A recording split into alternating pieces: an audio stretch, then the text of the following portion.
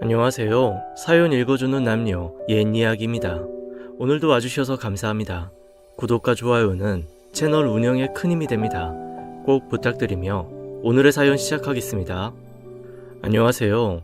저는 나이 50이 넘은 음식점 사장이에요. 가게 뒷정리를 할 때마다 사연 읽어주는 남녀의 사연을 들으며 함께 울고 웃는데요. 제 이야기도 한번 써보면 어떨까 싶어 이렇게 사연을 보내게 되었습니다. 요즘이야 먹을 것도 넘쳐나고 뭐든 쉽게 구할 수 있는 시대임에 참 감사한 마음으로 살고 있어요. 하지만 제가 살던 그 시대엔 다 그렇듯 풍족하지 못한 가정에서 자랐습니다. 많은 형제들 탓에 늘 먹을 게 부족했고 아버지는 쉴 틈 없이 일을 하시고 오곤 했죠. 어머니는 없는 살림에 자식들 한 입이라도 더 먹이시겠다고 아껴가며 그렇게 살았어요. 제 아버지는 목수였는데 저는 아버지를 따라 어릴 때부터 집 짓는 곳을 따라다니곤 했습니다. 그러다 보니 저도 자연스럽게 목수 일을 하게 되더군요. 그렇게 목수 일을 하며 돈을 벌었고 내가 사랑하는 여인도 만나게 되었어요. 점심시간에 밥을 먹으러 들어간 국밥집에서 음식을 나르는 여자가 지금의 제 아내가 되었어요. 그 시절 얼마나 곱던지 그 식당을 드나들던 다른 남자들이 제 아내에게 무척 눈독을 들였고 저 또한 그런 사내들 중 한 사람이었습니다. 저는 평소 책 읽는 걸 좋아했는데 점심시간마다 책을 보며 밥을 먹는 제가 신기했던지 제 아내가 유독 저에게만 말을 걸어주곤 했어요. 알고 보니 아내도 책을 참 좋아하는 사람이었습니다. 그 당시 아내 나이가 21살이었는데 잘 사는 집 여식이었으면 대학교까지 다녔겠다 싶을 만큼 공부에 목마른 사람이었죠. 하지만 아내도 저와 같은 인생을 살아왔던지 생활에는 늘 여유가 없었고 목구멍에 먹을 것을 밀어넣기 위해 일해야만 하는 노동자일 뿐이었어요. 비슷한 처지의 두 사람이 만나 비슷한 취미로 이야기를 나누다 보니 어느새 저희 둘은 가까워졌고 그렇게 연애를 하다가 10개월 만에 결혼을 약속하게 되었습니다. 저 27, 아내는 22이었습니다. 저는 아내와 결혼을 하고 나서는 더 열심히 일을 하게 되었어요. 내가 돈을 잘 벌어야 우리 가족이 잘 먹고 잘 산다는 마음이었기에 하루도 쉴 수가 없었죠. 제 기술은 점점 좋아져서 나름 대우받으며 일을 다니게 되었어요. 그때부터 돈이 좀 모이기 시작해서 아내와는 먹고 살 만큼 충분히 돈을 벌어오게 되었죠. 아내와는 밤마다 함께 책을 읽고 서로 이야기도 나누며 그렇게 행복한 하루하루를 보냈어요. 우리 부부는 금실도 좋아서 주변에서 소문난 인꼬 부부였습니다. 그러던 어느 날 장마철 비가 엄청나게 내리던 날이었어요. 출근하던 날 아침 아내는 제게 우산을 쥐어주고는 빗길 조심히 운전하라고 했던 기억이 납니다. 그리고 오늘은 제가 좋아하는 꽃게탕을 끓여 놓을 테니 해지기 전에 일찍 들어오라고 했어요. 저는 아내의 내조를 받으며 일을 나가는 게 무척 행복했고 집에 들어오면 따뜻한 밥을 먹으며 아내와 함께 할 수 있음에 감사하며 살고 있었어요. 그날 저녁, 그날 할 일을 둘러보며 마무리 짓고 가려는데 새로 들어온 목수 쉬다가 일을 다 망쳐 놓았더군요. 결국 저는 다시 일을 해놓느라 집에 늦게 들어가게 되었어요. 집에서 밥도 안 먹고 나를 기다릴 아내를 생각하며 급한 마음으로 차를 몰고 집으로 향했죠. 이미 해가 넘어가 날이 어둑어둑했고 비가 엄청나게 쏟아져서 눈앞의 길이 잘 보이지 않더군요. 그래도 조심조심하고 운전을 한다고 했는데 사고는 순식간에 나버리고 말았어요. 버스 뒤를 따라가던 전 신호등이 빨간불로 바뀌는 걸 미처 보지 못했고 신호가 풀린 차선에서 오는 첫 차가 저를 들이받고 말았습니다. 깨어나 보니 이미 병원이었고 제 옆에 아내가 울면서 서 있었어요. 그 사고로 저는 사고 난 차주에게 큰 돈을 물어줘야 했고 이제 좀 먹고 살만해진 살림은 다시 어려움 속에 빠지고 말았어요. 게다가 제가 다리를 다쳐 다리를 절게 되었어요. 이 때문에 더 이상 목수 일을 할 수가 없게 되었습니다. 일 처리가 늦으니 저를 잘 안 써주려 했고 쉬는 날이 많아지자 생활은 점점 어려워졌어요. 당장 생활비가 막막했고 저는 이곳저곳에 돈을 빌리러 다녔습니다. 처음엔 형제들이 도와주더군요. 하지만 형제들에게 손 벌리는 것도 한계가 왔고 나중엔 주변 지인들에게 돈을 꾸기 시작했습니다. 제가 돈을 꾸러 다닌다는 사실이 소문이 났는지 어느샌가 사람들은 저를 멀리하기 시작하더군요. 제가 일을 못하니 저 대신 아내가 돈을 벌어와야 했습니다. 제가 다리를 다친 지 3년 만에 아내는 돈을 벌기 위해 식당에 취직을 했어요. 그리고 밤 늦게까지 설거지를 해주고는 집으로 돌아오곤 했습니다. 그 곱던 손이 거칠어지는 데는 불과 1년도 걸리지 않았어요. 시간이 갈수록 집안 사정은 점점 더 안 좋아졌고 저는 조금씩 입에 술을 대기 시작하다가 결국 알코올 중독이 되고 말았습니다. 아내는 이런 제가 무척 싫었겠지요. 돈벌이도 제대로 못하는 남편이 술만 마시고 하루 종일 집에 처박혀 있으니 얼마나 싫었겠어요. 아내가 그럴 수밖에 없다는 걸 이해합니다. 아내가 식당 일을 한 지도 3년 정도 되어갈 무렵 어느 날 아내는 식당에 일하러 가는 날이 아닌데도 꽃단장을 하고 나가더군요. 사실 아내의 외도를 눈치챘지만 저는 아내의 외도를 질책하지 않았어요. 왜냐하면 그런 아내라도 내 곁에 없다면 저는 더 이상 혼자서는 살 수 없는 사람이라고 생각했으니까요. 아내의 외도를 외면한 채 꽤 오랜 시간이 흘렀을 때 아내는 결심했다는 표정으로 저에게 말하더군요. 이혼해달라고. 아내는 자신보다도 20살 남짓에 더 많아 보이는 뚱뚱한 남자와 바람이 났습니다. 그 사람은 바로 아내가 일하는 식당의 사장이었어요. 저는 아내에게 환양짓하고 다녔다며 아내를 욕하고 급기야는 아내의 뺨을 때려버렸어요. 아내는 그런 저에게 오만 정이 다 떨어졌다며 저를 버리고 떠나버렸습니다. 그렇게 저는 이혼을 하게 되었네요. 못난 남편 만나 고생만 하다가 나를 떠난 여인이 원망스럽기보다는 미안한 마음이 더 컸어요. 그래서 이대로 놓아주는 게 맞다고 생각이 들었습니다. 다만 아내가 만난 남자가 저런 나이 많은 남자라는 게 마음에 들지 않을 뿐이었네요. 그 후 저는 홀로 남아 하루하루 제 명을 이어가고 있었어요. 죽기를 결심했다가도 겁이 나서 그만두기를 여러 번, 정말 죽어야겠다고 생각한 날에 한강 다리로 향했습니다. 그때 제 나이 36이었네요. 쩔뚝이는 다리로 한강 다리에 도착했고 인생의 마지막 순간을 소주 한 병과 함께 하고 있었어요. 내 인생을 돌아보며 모든 게 죽음 앞에 허망하고 보잘것없더군요. 죽겠다고 마음을 먹으니 그저 웃음만 나왔어요. 마지막 소주잔을 남겨두고 자리에 일어나 난간을 넘으려는데 누군가 저를 붙잡아 당겼습니다. 그건 바로 수염이 덥수룩한 한 남자였어요. 내 또래로 보이는 그 사내는 저를 붙잡아 끌어올리며 말하더군요. 저기 잠깐만요. 혹시 이거 소주 다 안 먹을 거예요? 뭐요? 이거 다 안 마실 거면 내가 먹어도 되냐고요? 나 어이가 없어서. 나 죽고 나서 먹든지 말든지 알아서 하면 될 것이지. 그걸 죽으러 가는 사람 붙잡고 물어볼 말이요? 아니 그래도 허락은 받아야 마시죠. 그런데 아저씨 배고파요? 삼겹살에 소주 먹으러 갈까요? 뭐요? 이거 나요. 당신은 가던 길이나 계속 가세요. 제가 아저씨한테 꼭 할 말이 있어서요. 같이 술 한잔 해주시면 안 될까요? 정말 어이가 없구만. 당신 때문에 오늘 날 잡아놨는데 분위기 다 망쳐버렸어. 삼겹살에 소주는 당신이 사는 거요? 아이고 그럼요. 가시죠. 그렇게 그 남자와 어처구니 없는 대화를 나누고는 저는 소뚜껑 위에 고기를 구워 먹는 집에 가서 삼겹살에 술을 마시게 되었습니다. 사실 며칠 굶어서 배가 고팠던 것도 사실이고 이상하게 죽기로 결심했다가 그 상황을 벗어나니 배가 급격히 고파왔어요.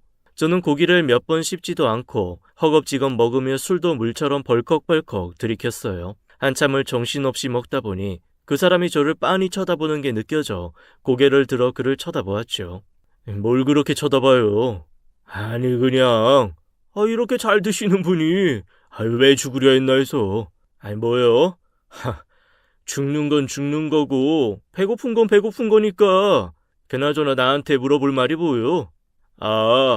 혹시 아저씨 자식이 죽었나 해서요. 자식? 나 그딴 거 없어. 근데도 한강다리에서 뛰어내리려고 했다고요? 뭐 꼭 자식이 죽어야만 뛰어내리라는 법이라도 있어?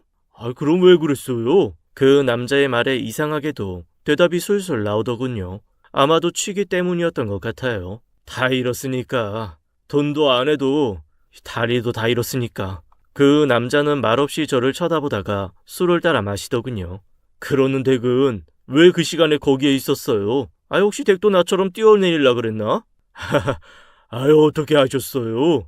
그 사람 참 진지함이라고는 눈을 씻고 찾아봐도 안 보이는구만.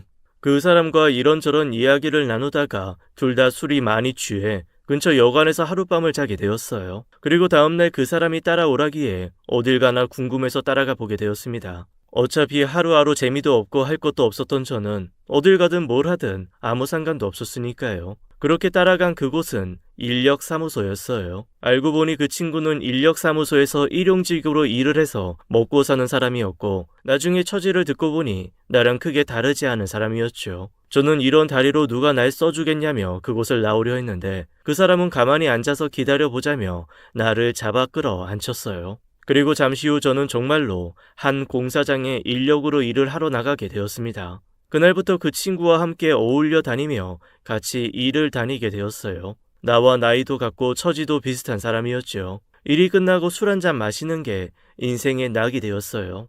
그 후로 이 친구에게 참 많은 도움을 받으며 살아왔습니다. 일이 없어서 돈이 떨어지면 대신 밥을 사주기도 여러 번이었고요. 공사장에서 일을 할 수 있게 뒤에서 많이 도와주곤 했더군요. 덕수는 참 좋은 사람이었어요. 인맥도 넓었고 인간관계도 좋았죠. 하지만 그에게 가족이 없었어요. 나중에 들은 이야기였는데 운전 중 사고가 나서 자신을 뺀 나머지 모두 그 자리에서 즉사를 했다고 했습니다. 하루는 술을 마시며 그날 일을 회상하는데 무척 괴로워했어요. 내가 말이야, 그날 나가자고 그랬어. 가족들은 전부 귀찮다고 집에 있고 싶다고 했는데 내가 억지 부려서 외식하러 가자고 나가다가 그만 사고가 났지. 전부 내 탓이야. 그게 어떻게 자네 탓인가. 인생 누가 먼저 갈지 그거 진짜 아무도 모르는 건데 그런 말 하지 말게. 어줍지 않게 위로의 말을 건넸지만 아마도 덕수에겐 평생 잊지 못할 상처로 남은 사건이었나 봅니다. 그런데 그날 어떻게 날 잡을 생각을 다 했나? 그건 비밀이라고 내가 말했잖아. 자네가 이걸로 벌써 10번째 물어봤으니 알려줄게. 사실 나도 뛰어내리러 갔다가 자네를 보니까 괜히 살리고 싶은 생각이 들어서 나도 모르게 그렇게 행동한 거네. 뭐라고? 아니 자네가 왜? 자식 잃은 상처 그건 겪어보지 않으면 모른다네. 세월이 흘러도 이 가슴이 뻥 뚫린 것처럼 너무 아파서 자식 보고 싶은 마음에 거기로 갔지. 거기가 바로 사고가 난 곳이었거든. 나도 그 자리에서 떠나려고 했는데 자네가 먼저 뛰어내리려고 하질 뭔가. 하루에 2명이나 뛰어내리면 그림이 좀 웃기지 않나. 그래서 자네 끌고 내려왔지. 그럼 아직도 죽을 생각인가? 참 웃긴 게 또 마음 맞는 사람을 만나니까 사는 게 재미있지 뭔가. 그래서 일단은 계속 살기로 했네. 자네도 그런 거 아니었나? 맞아. 그렇게 친구와의 대화를 나누고 우리 사이는 더 돈독해졌습니다. 속을 터놓을 수 있는 친구가 있다는 사실만으로도 외롭지가 않았어요. 그렇게 20년간 서로 도와가며 잘 지냈죠. 그러던 어느 날도 일이 끝나고 삼겹살에 소주를 먹고 집으로 돌아가는 길에 로또를 사게 되었어요. 그리고 번호를 각각 다르게 적어 한 장은 내가 갖고 다른 한 장은 친구에게 주었습니다. 친구에게 로또를 사주며 말했습니다. 우리 중에 1등 나오면 반반 나누세. 그럼 차라리 같은 번호로 2장 사는 게 낫지 않나? 그것도 좋지만 그래도 다른 번호로 2장 사면 맞출 확률이 2배잖아. 그래 알겠네. 자네 말이 맞는 것 같아. 그 주에는 일이 얼마 없어 일주일에 이틀만 일을 할 수가 있었어요. 그리고 토요일이 된 날 로또 번호를 맞추게 되었습니다. 그런데 정말 놀랍게도 제가 가진 번호가 1등에 당첨이 되었어요. 저도 정말 깜짝 놀랐습니다. 저는 당첨된 사실을 확인하자마자 친구에게 전화를 걸었어요. 덕수야, 나 됐어. 됐다고? 뭐가 됐다고 이렇게 난리야. 로또 됐다고. 로또? 설마 1등은 아니지? 1등 맞아. 말도 안 돼. 그게 정말 됐다고? 정말 축하하네. 자네도 축하하네. 그게 무슨 소린가? 내가 말했잖아. 로또 1등 되면 자네랑 반씩 나눠 가지로 한 거. 진짜로? 나한테도 나누어 주겠다고? 그럼 당연히 그래야지. 자네가 내 목숨 살린 은인인데 이렇게라도 은혜 갚아야지. 월요일에 땡땡은행 앞에서 10시에 만나자고. 그렇게 전화를 끊고 월요일이 되기만을 기다렸다가 월요일에 친구네 집에 들러 친구를 데리고 은행으로 향했습니다. 덕수는 얼떨떨해하며 은행 문을 열고 들어갔고 다시 얼떨떨한 표정으로 은행 문을 열고 나왔습니다. 그리고 저와 덕수는 통장에 찍혀 있는 돈을 세어보고 또 세어보며 서로 낄낄거리고 웃었어요. 덕수는 제게 고마워했고 저는 그동안 제게 친절을 베풀어준 덕수에게 고마움을 표할 수가 있음에 감사했네요. 10수억에 당첨되어 둘로 나누고 증여세까지 내다 보니 각자에게 쥐어진 돈은 엄청나게 큰 돈은 아니었지만 빈털터리 같았던 저희 둘에게는 일확천금이나 같았습니다. 그 돈으로 서로 뭘 하면 좋을지 매일 고민을 했어요. 그저 서로 술 마시며 대화를 나누고 앞으로의 계획을 세우는 것만으로도 하루하루가 신나고 즐거운 나날이었어요. 그러다 문득 삼겹살에 소주가 생각이 났고 저는 친구에게 고깃집을 해보는 게 어떻겠냐고 물었어요. 친구도 좋다며 삼겹살 음식점을 운영해보자고 했죠. 그렇게 아주 작은 가게에서 음식 장사를 시작했습니다. 저와 친구는 이윤을 적게 남기더라도 좋은 고기를 떼어다가 팔기로 하고 신선한 고기를 떼어와 팔기 시작했어요. 고기 맛이 좋으니 장사도 그럭저럭 잘 되더군요. 그렇게 바쁜 날을 지내다 보니 어느덧 생각나는 한 사람이 있었습니다. 저는 제 전 아내가 어떻게 지내는지 궁금하더군요. 이미 헤어진 지 20년이 넘게 흘렀지만 내가 먹고 살만해지니 그 사람은 잘 먹고 잘 사는지가 궁금해졌어요. 그래서 친구에게 가게를 맡기고 며칠을 아내를 찾아다녔습니다. 간신히 물어 찾아간 곳은 허름한 쪽방촌이었어요. 그리고 그곳에서 제 아내를 보게 되었습니다. 나이 많은 식당 사장을 따라 나가 잘 먹고 잘 살 줄 알았는데 나보다도 못하게 살고 있는 아내를 보니 마음이 쓰려더군요. 당신이 여긴 웬일이에요? 당신이 왜 이런 데서 살고 있어? 그냥 살다 보니 여기까지 왔네요. 당신 그 남자랑 결혼한 거 아니었어? 이 질문에 아내는 말이 없었어요. 그나저나 당신 어디 아파? 안색이 왜 이렇게 안 좋아? 아무것도 아니에요. 이제 그만 가세요. 저는 더 그곳에 머물면서 아내의 상태를 살피고 싶었지만 아내는 쉬고 싶다길래 그 집을 나올 수밖에 없었습니다. 제가 어두운 표정으로 가게에 들어가자 덕수가 달려나와 물었습니다. 만나고 온 거야? 아유 어떡해? 잘 살고 있대? 전혀. 아주 상태가 안 좋더라고. 몸도 어디가 안 좋아 보이고. 몸이 안 좋아? 어디가 안 좋은데? 나도 모르겠어. 도대체 뭐가 어떻게 된 건지. 그래서 말인데 자네한테 미안한데 내일 하루만 더 가게를 비워야 될 것 같은데 어쩌지? 아이고 그건 걱정하지 말게. 그나저나 자네 아내가 걱정이구만. 저는 한숨으로 대답을 대신하고는 다음날 다시 아내를 찾아가 보았습니다. 아내의 집 앞에 다다르자 아내의 집안에서는 심한 기침 소리가 새어나왔어요.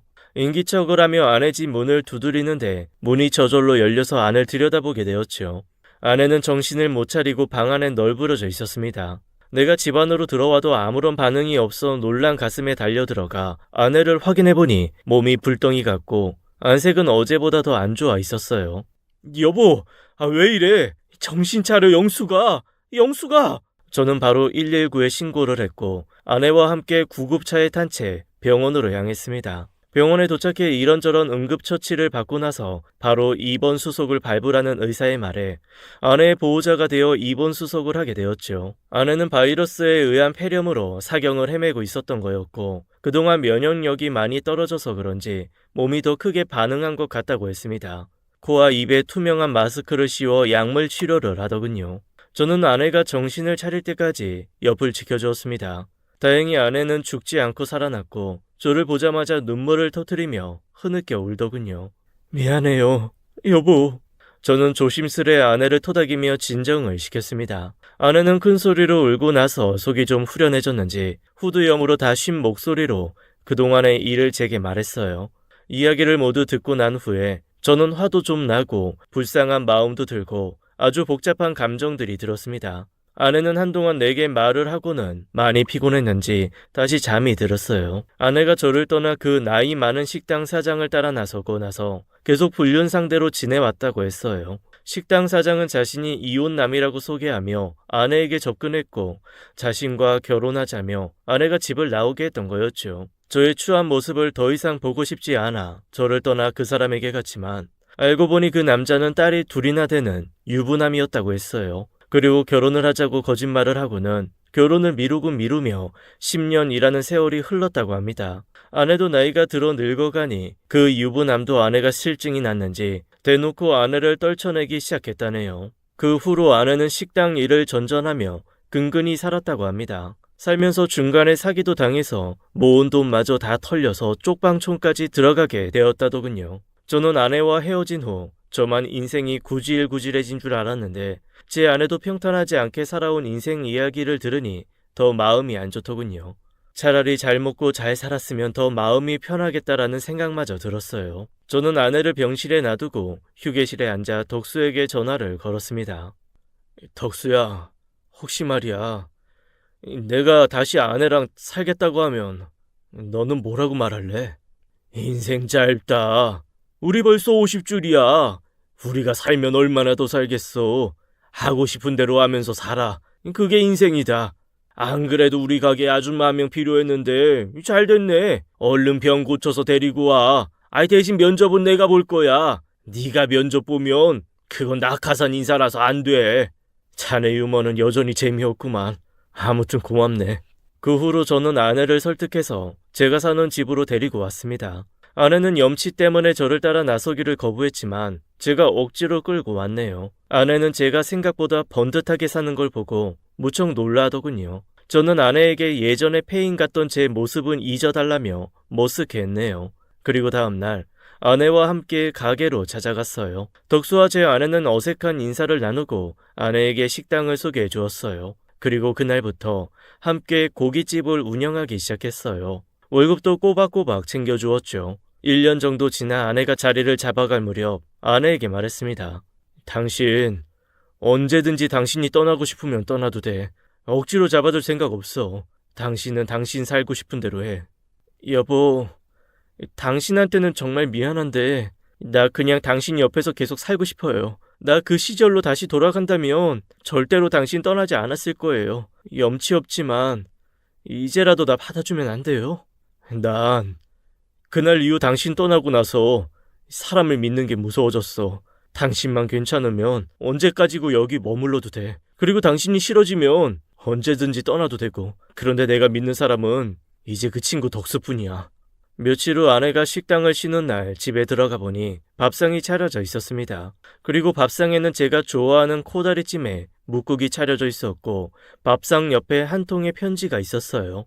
편지 봉투를 보자마자 아내가 떠났음을 직감하며 편지 봉투를 열어보게 되었어요. 고마움과 미안함에 대한 편지 내용 끝에는 너무도 충격적인 이야기가 들어있었습니다. 저는 아내에게 전화를 걸어보았지만 아내는 전화를 받지 않았어요. 아내가 보낸 편지에는 제가 생각지도 못한 핏줄이 있다는 이야기였고 아내가 홀로 키우다 힘이 들어 어쩔 수 없이 고아원에 맡기게 되었다는 이야기였어요. 그 후로 고아원에서 입양을 권유해 입양을 보내게 되었다더군요. 그 후로는 아이를 더는 볼 수 없었다고 했습니다. 아내가 그 남자를 따라 나간 후 한 달 후쯤에 임신한 사실을 알게 되었다고 했어요. 그리고 그 남자의 아이라 믿으며 낳았는데 그건 제 핏줄이었다고 합니다. 커갈수록 저를 닮아가는 모습에 그 남자와 사이가 멀어지고 결국 둘 사이도 깨지고 말았다고 했어요. 아이를 데리고 다시 집으로 돌아왔을 때 그 집엔 더 이상 제가 살고 있지 않아 며칠 더 저를 찾아 헤매다가 찾기를 그만두었다고 합니다. 그리고 혼자서 아이를 키워보려 했지만 상황이 여의치 않아 고아원에 보냈다고 하더군요. 나를 떠난 것도 모자라 아이까지 버리고 간 그 여자가 정말 너무나 원망스러웠어요. 아내가 믿고 바보천지 같던 제 자신은 더 미웠습니다. 저는 아이의 출생 연월과 이름 석자만 들고 그 아이를 찾아 나섰어요. 하지만 그 고아원은 이미 없어지고 다른 건물이 세워져 있었죠. 입양 자료를 봐야지만 제 아들을 찾을 텐데 고아원이 없어졌다는 사실에 망연자실했지만 백방으로 알아보니 그 자료가 시청으로 이관되었다는 사실을 알게 되었습니다. 저는 시청으로 가서 아이의 자료를 보여달라고 했지만 친부모가 와도 열람해 줄 수 없다고 했어요. 답답한 마음에 덕수에게 이런 이야기를 들려주니 덕수가 의미심장하게 말하더군요. 자네는 항상 내가 왕년에 무슨 일을 했는지 궁금해했는데 한 번도 말해준 적이 없었지. 사실 너무 부끄러운 각오라 말할 수 없었어. 무슨 일을 했는데 그래? 나 건달이었어. 건달? 왜 그런 사람들 있잖아. 돈 빌려주고 돈 대신 받아주는 사람들. 내가 빚쟁이들 찾으러 다니는 사람이야. 빚쟁이들이 얼마나 잘 숨는지 아나? 웬만한 일반인들은 죽었다 깨어나도 그 사람들 못 찾아. 근데 난 귀신같이 다 찾아냈지. 하여간 부끄러운 각오네. 다시는 이런 일 안 한다고 아내하고 약속했는데 이번에는 좋은 일이니까 하늘에서 아내도 이해해 주겠지. 그렇게 덕수는 이곳저곳에 연락을 해보더니 몇 달 만에 정말로 제 아이의 거처를 알아다 주었어요. 아무튼 그렇게 제 아들이 산다는 곳 주변을 서성이며 처음으로 제 아들을 보게 되었어요. 제 아들은 좋은 아파트에서 좋은 옷을 입고 다니며 잘 살고 있더군요. 대학을 다니는지 대학교 이름이 새겨진 잠바를 입고 있었는데 서울에 있는 알아주는 대학교 이름이 쓰여 있더군요. 저는 버스를 잡아 타는 아들을 따라 같이 버스에 올라탔습니다. 아들을 지켜보고 있는데 아들이 전화를 받더군요. 엄마, 지금 가고 있어. 오늘은 수업 몇 개 없어서 집에 일찍 들어갈 거야. 나 오늘 일찍 갈 테니까 아빠도 일찍 퇴근하라고 해서 전에 갔던 그 집으로 고기 먹으러 가자. 응? 알았어. 자기를 키워준 엄마와 저렇게 다정하게 대화를 나누는 모습에 그 엄마라는 사람이 부러우면서도 저렇게 살갑게 대하는 아들로 키워낸 사실에 감사한 마음이 교차했어요. 그런 아들을 멀리서 보고 있자니 차마 아들 앞에 나설 수가 없었어요. 아들을 바라보며 계속해서 남몰래 눈물을 훔치고 저도 제 눈시울이 뜨거워지는 걸 느꼈습니다. 그리고 버스에서 내리는 아들을 따라 내린 후에 다시 집으로 돌아가려고 했어요. 아들을 뒤따라 버스에서 내리려고 뒷물 가까이에 서 있었습니다. 그때 갑자기 끼어든 택시 때문에 버스가 급정거를 했고 저와 아들이 부딪히며 제 지갑이 떨어지고 말았어요. 그리고 지갑을 주우려는데 저보다 먼저 지갑을 줍는 사람이 있었습니다. 저 여기 지갑이요. 고마워요. 아들은 제게 지갑을 건넨 후 저를 흘끔흘끔 쳐다보더군요. 저 아저씨, 근데 혹시 어디서 본 적 있나요? 예? 아니에요. 그냥 낯이 익은 것 같아서. 그때 버스가 정차하고 문이 열렸습니다. 아들은 제게 웃어 보이며 그럼 안녕히 가세요 라고 하고는 저 멀리 사라졌습니다. 저는 버스에서 내려 한참을 아들의 뒷모습을 바라보았지요. 다시 그 시절로 돌아간다면 저 아이와 함께 살 수 있었을 텐데 달이 조금 전다고 인생을 술에 맡겨버린 제 자신이 너무 한스러웠습니다. 하지만 내가 저 아이를 저렇게 잘 키워낼 수 있었을까? 라는 질문에 참 많은 질문들이 머릿속에 들어오더군요. 그리고 더 이상 그 애 앞에 나서면 안 되겠다는 생각이 들었어요. 다음날 저는 다시 삼겹살 가게에 나가 일을 했습니다. 아무렇지 않은 척하며 손님들 앞에 웃으며 하루하루를 살아갑니다. 나에게도 핏줄이 있다는 사실만으로도 감사하면서요. 누구에게나 힘든 일은 생길 수 있고 그런 일이 생겼을 때 어떻게 살아가는지는 개개인의 몫이라는 생각이 듭니다. 제가 만약 다시 그 시절로 돌아갈 수 있다면 그때보다는 더 잘할 수 있을 텐데 라는 후회를 하곤 해요. 이미 지나버린 시간 어쩌겠어요. 이제 제 남은 삶을 열심히 후회 없이 사는 게 최선이겠죠. 제 이야기를 들어주신 여러분 감사드리며 오늘도 힘차게 의미 있는 하루 보내시길 바라겠습니다. 제 이야기는 여기까지입니다. 오늘의 사연 후기입니다. 안녕하세요. 사연자입니다. 수년 만에 후기를 남기게 되었네요. 덕수와 운영하는 삼겹살집은 힘든 시기를 잘 견뎌 아직까지는 잘 운영하고 있습니다.